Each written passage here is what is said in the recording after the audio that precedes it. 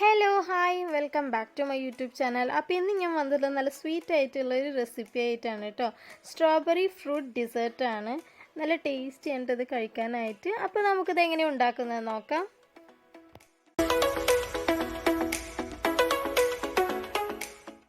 അപ്പോൾ ഞാനിത് ഉണ്ടാക്കാനായിട്ട് ഇത്രയും സാധനങ്ങൾ എടുത്തിട്ടുണ്ട്.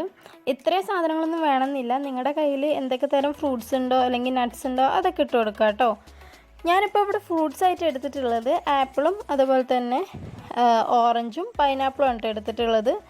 പിന്നെ ഞാൻ എടുത്തിട്ടുള്ളത് അണ്ടിപ്പരിപ്പും ബദാമും പിന്നെ ടൂട്ടി ഫ്രൂട്ടി, കുറച്ച് ചെറി, പിന്നെ ഈത്തപ്പഴം ചെറുതാക്കി കട്ട് ചെയ്ത് കേട്ടോ. പിന്നെ ഞാൻ കുറച്ച് ഉണക്കമുന്തിരി എടുത്തിട്ടുണ്ട്. എൻ്റെ കയ്യിലാകെ ഇത്രേ ഉണ്ടായിരുന്നുള്ളൂ, അപ്പോൾ ഞാനത് എടുത്തിട്ടുണ്ട്. പിന്നെ നേരത്തെ പറഞ്ഞ പൈനാപ്പിളും ഓറഞ്ചും ആണിത്, ചെറുതാക്കി കട്ട് ചെയ്ത് വെച്ചിട്ടുള്ളതാണ് കേട്ടോ.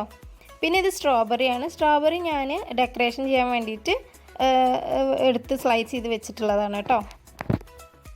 പിന്നെ ഞാൻ കുറച്ച് സ്ട്രോബെറി എടുത്ത് വെച്ചിട്ടുണ്ട്. സ്ട്രോബെറി നമ്മൾ ആദ്യം ഷേക്ക് ആക്കിയിട്ട് അതിലാണ് നമ്മൾ ഈ പറഞ്ഞ ഫ്രൂട്ട്സും നട്ട്സുകളൊക്കെ ഇട്ടിട്ട് വെക്കുന്നത് കേട്ടോ. അപ്പോൾ നിങ്ങൾക്ക് ഏത് ഫ്രൂട്ട്സ് കൊണ്ടാണോ ഷേക്ക് ഉണ്ടാക്കേണ്ടത് ആ ഒരു ഫ്ലേവറിലുള്ള ജ്യൂസ് ഉണ്ടാക്കിയതിന് ശേഷം അതിൽ നമുക്ക് ഈ പറഞ്ഞ ഫ്രൂട്ട്സും നട്ട്സൊക്കെ ഇട്ട് കൊടുക്കാം കേട്ടോ. അപ്പോൾ ഞാൻ ഉണ്ടാക്കുന്നത് സ്ട്രോബെറി ജ്യൂസാണ് കേട്ടോ. പിന്നെ ഞാൻ സേമിയ വേവിച്ചത് എടുത്തിട്ടുണ്ട്. പാലിലല്ല കേട്ടോ ഞാൻ വേവിച്ചെടുത്തിട്ടുള്ളത്, നോർമൽ വാട്ടറിൽ തന്നെയാണ് വേവിച്ചെടുത്തിട്ടുള്ളത്. പിന്നെ വറുക്കാതെ വേണം വേവിച്ചെടുക്കാനായിട്ട്. വറുക്കാതെ വേവിക്കുമ്പോൾ ഇതുപോലെ വെള്ള കളറായിട്ട് കിട്ടും. നമ്മൾ വറുത്തതിന് ശേഷം വേവിക്കുകയാണെങ്കിൽ അതിൻ്റെ കളറൊക്കെ ഒന്ന് മാറും കേട്ടോ. അപ്പോൾ ഈ ഒരു കളർ കിട്ടണമെന്നുണ്ടെങ്കിൽ നിങ്ങൾ വറുക്കാതെ ഒന്ന് നോർമൽ വാട്ടറിൽ കുക്ക് ചെയ്തെടുത്താൽ മതി കേട്ടോ. ഓവർ കുക്ക് ആക്കണ്ട, ഒരു മീഡിയം കുക്ക് ചെയ്തെടുത്താൽ മതി കേട്ടോ. പിന്നെ ഞാൻ എടുത്തിട്ടുള്ളത് കസ്കസാണ്. കസ്കസ് നമ്മൾ കുറച്ച് നേരം വെള്ളത്തിലിട്ട് വെച്ചിട്ടുള്ളതാണ് കേട്ടോ. പിന്നെ കട്ട പാലെടുത്തിട്ടുണ്ട്. പാൽ ഞാൻ ഒരു 1/2 ലിറ്റർ പാലാണ് കേട്ടോ എടുത്തിട്ടുള്ളത്. അത് നമ്മൾ ഫ്രീസറിൽ വെച്ചിട്ട് നന്നായിട്ട് കട്ടാക്കി എടുക്കണം. ഇനി നമുക്ക് നമ്മുടെ ഷേക്ക് ഉണ്ടാക്കാം. ഷേക്ക് ഉണ്ടാക്കാനായിട്ട് ഞാൻ ആദ്യം തന്നെ കട്ടപ്പാൽ മിക്സിൻ്റെ ജാറിലേക്ക് ഇട്ട് കൊടുക്കുന്നത് കേട്ടോ. നന്നായി ഉടച്ചിട്ട് വേണം ഇട്ട് കൊടുക്കാനായിട്ട്. പിന്നെ അതിലേക്ക് നമുക്ക് പഞ്ചസാര ഇട്ട് കൊടുക്കാം. പഞ്ചസാര നമ്മുടെ മധുരത്തിനനുസരിച്ചിട്ടുള്ള പഞ്ചസാര ഇട്ട് കൊടുക്കുക കേട്ടോ. പിന്നെ അതിലേക്ക് സ്ട്രോബെറിയും കൂടി ഇട്ടിട്ട് നന്നായിട്ടൊന്ന് മിക്സിയിൽ അടിച്ചെടുത്തിട്ട് വെക്കാം.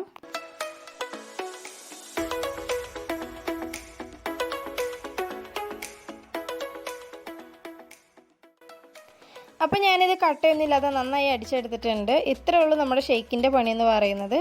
ഇനി നമുക്കിതിലേക്ക് നമ്മളെ ഫ്രൂട്ട്സും നട്ട്സുകളൊക്കെ ഒന്ന് ഇട്ട് കൊടുക്കാം കേട്ടോ. ഞാനത് ചെയ്തെടുക്കുന്നത് ഇതുപോലത്തെ ഒരു ഗ്ലാസ് ബോട്ടിലാണ് കേട്ടോ.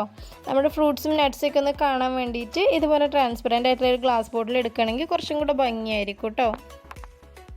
അപ്പോൾ ഞാൻ ആദ്യം തന്നെ ഗ്ലാസ്സിലേക്ക് ഇട്ട് കൊടുക്കുന്നത് ടൂട്ടി ഫ്രൂട്ടിയാണ്. നിങ്ങളുടെ കയ്യിലുള്ള ഫ്രൂട്ട്സും നട്ട്സുകളൊക്കെ വെച്ചിട്ട് ചെയ്തെടുക്കാം കേട്ടോ. അപ്പോൾ ഞാൻ ആദ്യം ടൂട്ടി ഫ്രൂട്ടി ഇട്ട് കൊടുത്തു. ഇനി അതിൻ്റെ മുകളിലേക്ക് കുറച്ച് ഈത്തപ്പഴം ഇട്ട് കൊടുക്കുന്നുണ്ട്. അപ്പോൾ നിങ്ങളുടെ ഇഷ്ടത്തിനനുസരിച്ചിട്ടൊക്കെ നിങ്ങൾക്ക് ഇത് ചെയ്തെടുക്കാം കേട്ടോ. പിന്നെ ഇതിലേക്ക് ഞാൻ കുറച്ച് ജ്യൂസ് ഒഴിച്ചു കൊടുത്തിട്ടുണ്ട്. ജ്യൂസ് മുഴുവനായിട്ട് ഒഴിച്ചു കൊടുക്കരുത്, ഒരു പകുതി ഗ്ലാസിൻ്റെ പകുതി വരെ ഒഴിച്ചു കൊടുത്താൽ മതി. പിന്നെ വേവിച്ച് വെച്ചിട്ടുള്ള സേമിയ ഇട്ട് കൊടുക്കാം.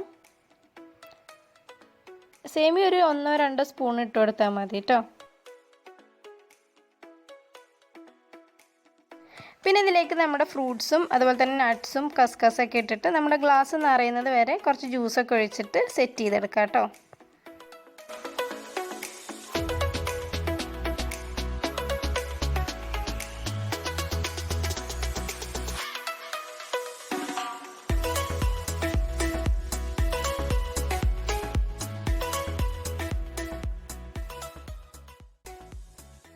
പിന്നെ ഇതിൻ്റെ ടോപ്പിലായിട്ട് നമുക്ക് ഐസ്ക്രീം ഇട്ട് കൊടുക്കാം. ഞാൻ വാനില ഐസ്ക്രീമാണ് എടുത്തിട്ടുള്ളത്.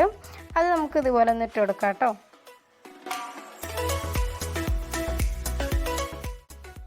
പിന്നെ ഈ ഒരു ഐസ്ക്രീമിൻ്റെ മുകളിൽ നട്ട്സും ഫ്രൂട്ട്സൊക്കെ വെച്ചിട്ട് ഡെക്കറേറ്റ് ചെയ്തെടുക്കാം കേട്ടോ.